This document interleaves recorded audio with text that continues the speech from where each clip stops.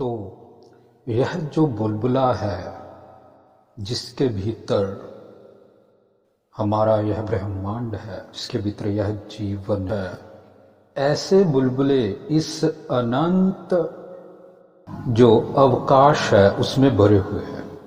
यही वर्णन यहां पर हुआ है। तो ये जो बुलबुला है इसको महतत्व ने आवृत कर रखा है और उस महतत्व को भी प्रधान ने आवृत कर रखा है। प्रधान अर्थात प्रकृति, वह अनंत है तथा उसका कोई भी अंत नहीं है और ना कोई संख्या ही है, क्योंकि हे मुने वह अनंत असंख्य अप्रिमेय और संपूर्ण जगत का कारण है और वह ही परा प्रकृति है। वहां पर ये जो बुलबुला है इसके बाहर जो है वह परा प्रकृति है और इस बुलबुले के भीतर अपरा है। इसका वर्णन हम फिर बाद में करेंगे। इसमें ऐसे ऐसे हजारों लाखों तथा सैकड़ों करोड़ ब्रह्मांड है। यह जो बुलबुला है ना, यही एक ब्रह्मांड है। ऐसे ऐसे असंख्य ब्रह्मांड इसमें भरे हुए हैं। तो इसलिए जो वैज्ञानिक जीवन ढूंढ रहे हैं तो जीवन वहीं पर होगा, यहां पर ऐसा बुलबुला होगा। अब हम बिग बैंग की बात करते हैं। वैज्ञानिक कहते हैं कि कुछ भी नहीं था, केवल एक बिंदु उत्पन्न हुआ। उस बिंदु में इनफाइनाइट एनर्जी, इनफाइनाइट मास वगैरह जो था वो भरा हुआ था। उसमें एक्सप्लोजन हुआ और यह ब्रह्मांड बन गया, फैलकर यह ब्रह्मांड बन गया। देखिए, यह सरासर कोरी कल्पना है, मैथमेटिक्स के भी विरुद्ध है। इन्होंने क्या समझा कि अगर अंक गणित को देखें तो उसमें बिंदु नहीं होता, शून्य है, 1 2 3। लेकिन यदि रेखा गणित को देखें तो उसमें बिंदु से रेखा निकलती है, बिंदु से ही सारा आकार प्रकार बनता है। तो इन्हें लगा कि बिंदु से ही रेखा निकलती है और बिंदु से ही यह ब्रह्मांड बना है। अब कंफ्यूजन यह है इनका कि बिंदु को शून्य माने तो गड़बड़, क्योंकि शून्य नथिंग है, बिंदु कुछ है। अगर नहीं माने तो गड़बड़, क्योंकि बिंदु यदि कुछ है तो वह क्या है, उसको क्या माने। तो कंफ्यूजन है सारी, इनके माइंड में कंफ्यूजन है। इनका कंफ्यूजन हम दूर कर सकते हैं। अगर कोई मंच मिला तो इनको पूरा मैथमेटिक्स हम सिखा देंगे। देखिए, वर्तमान में इनकी थ्योरी गलत है, इनका पूरा मैथमेटिक्स गलत है। जब मैथमेटिक्स गलत है तो फिजिक्स कैसे ठीक हो सकती है, मुझे बताइए। इन्हें अभी तक क्षेत्रफल निकालना नहीं आता। चैलेंज है मेरा पूरे मैथमेटिशियन वर्ल्ड को, मेरा चैलेंज है। इन्हें अभी तक क्षेत्रफल निकालना नहीं आया। कोई आड़ी टेढ़ी चीज हो ना, उनका क्षेत्रफल निकालने को कहे तो पता नहीं कौन से ऐसे हाथ घुमाकर ना नाक पकड़ते हैं, इस तरह से चीज का क्षेत्रफल निकालते हैं, फिर भी नहीं निकलता। कारण क्या है? जो इन्होंने परिमाप बना रखे हैं ना वो भी गलत है। जो सेंटीमीटर और जब भार के लिए जो केजी बना रखा है ना, इन्हें लगता है दशमलव पद्धति का प्रयोग जो है ना बड़ा इफेक्टिव है, इसको कहीं भी डाल दो। बस यही इनको वरदान लग रहा है, दशमलव पद्धति से हम सारा पता कर लें। लेकिन इन्हें दशमलव पद्धति का प्रयोग भी नहीं, उसका वहां पर प्रयोग ही नहीं है, उसका एक अलग प्रयोग है। इनका इनफाइनाइट फाइनाइट हो सकता है, हमारा अनंत अंत वाला नहीं हो सकता ना। हमारे शब्दों में अर्थ की सिद्धि है, यदि वह उस अर्थ से अन्यथा है फिर तो अनर्थ हो गया ना। एक तरफ तो यह इसको इनफाइनाइट कह रहे हैं, वो जो ऊर्जा है या उसमें मास है, उसको इनफाइनाइट कह रहे हैं। दूसरी तरफ उसको फाइनाइट बता रहे हैं बिंदु में भरकर। अरे जो चीज फैलेगी तो फाइनाइट ही फैलेगी ना, इनफाइनाइट चीज थोड़ी फैल सकती। इनफाइनाइट फैलेगी किसमें? इनफाइनाइट तो पहले से ही वहां है, अनंत तो पहले से ही वहां है। मान लीजिए एक्सप्लोजन हुआ तो चीज फैली। किसमें फैली? क्या आकाश भी साथ में खुला, या आकाश पहले से ही था जिसमें वो फैला? यदि आकाश भी साथ में फैला तो वह किस में फैल गया? क्या आकाश में ही आकाश फैल गया? बताइए।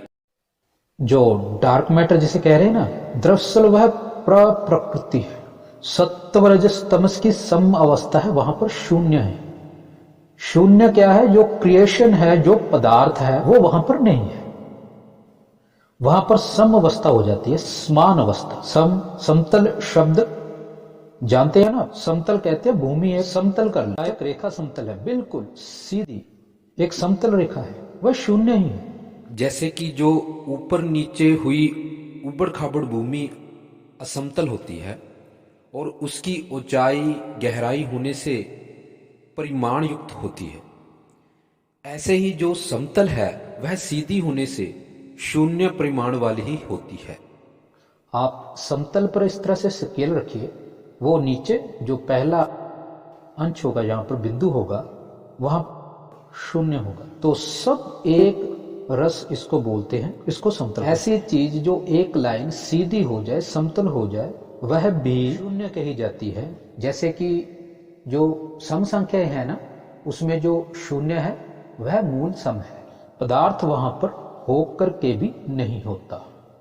इस तरह से इसकी परिभाषा है, इस तरह से इसका मैथमेटिक्स है। तो ये जो डार्क मैटर है वह इस आकाश में पहले से ही है। जब आकाश पहले से ही है तो उसमें डार्क मैटर भी पहले से ही है, क्योंकि डार्क मैटर की कोई आणविक अवस्था है ही नहीं।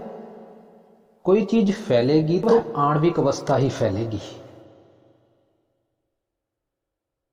फैलना सिकुड़ना किसमें है? आणविक अवस्था में। आकाश थोड़ी फैलेगा सिकुड़ेगा। अगर आकाश का फैलना मानोगे तो फिर किस में फैला है ये बताना पड़ेगा। तो इस तरह से अनंत तो पहले से ही है, वह चीज पहले से ही वहां है जिसमें फैलना है। अनंत किसे कहते हैं? जो पहले से ही वहां है, फैलना किसमें? तो यहां तक आकाश है, वहां तक डार्क मैटर है, प्रकृति है। सम अवस्था रूप में उसमें प्रकृति है। और अब जब वैज्ञानिकों को डार्क मैटर का पता चल ही गया है, फिर तो बिग बैंग थ्योरी को छोड़ ही देना चाहिए, क्योंकि तारों के बनने का कारण तो ये डार्क मैटर ही है। इसलिए स्वाभाविक है कि ये ही प्रकृति की मूल अवस्था है। ऐसे में उस बिंदु में यदि कुछ था जिसमें एक्सप्लोजन हुआ बिग बैंग के समय, स्वाभाविक है उसमें भी मूल तत्व डार्क मैटर ही होना चाहिए।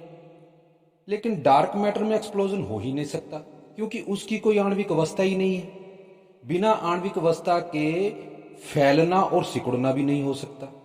इसलिए यह यूनिवर्स सदा से ही ऐसा है जिसमें सीधे डार्क मैटर से ही तारे बनते आ रहे हैं। ऐसे में विस्फोट से यूनिवर्स बनने की कल्पना करना बेवकूफी होगी।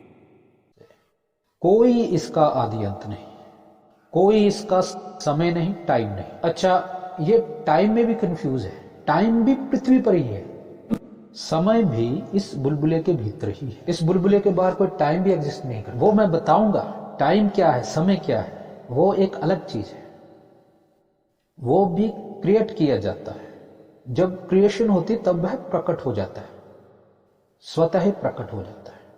वहां पर क्रिएशन नहीं है, वह पंच तन मात्रा रूप तक वहां पर अवस्थाएं बनी हुई है।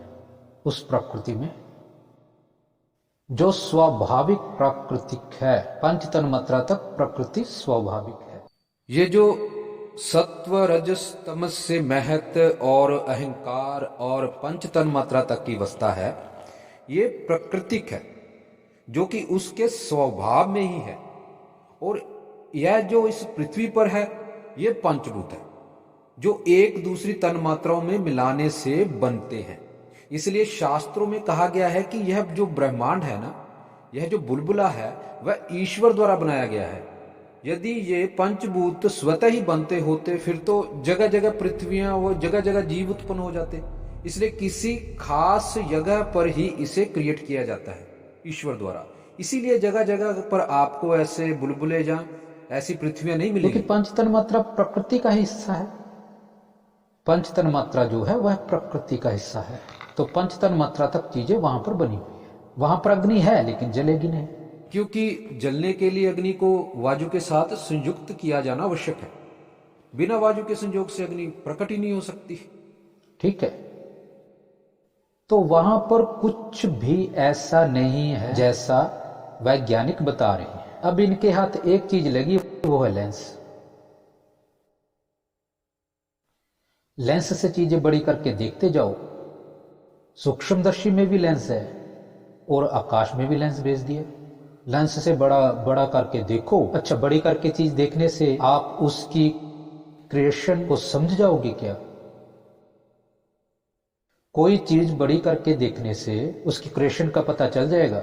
इस पुस्तक को कैसे बनाया गया है, इसे बड़ा करके देखने से पता चल जाएगा कि इसको किस तरह से बनाया गया है। तो यह पहले से ही ऐसा है, कुछ भी इसमें फैला नहीं।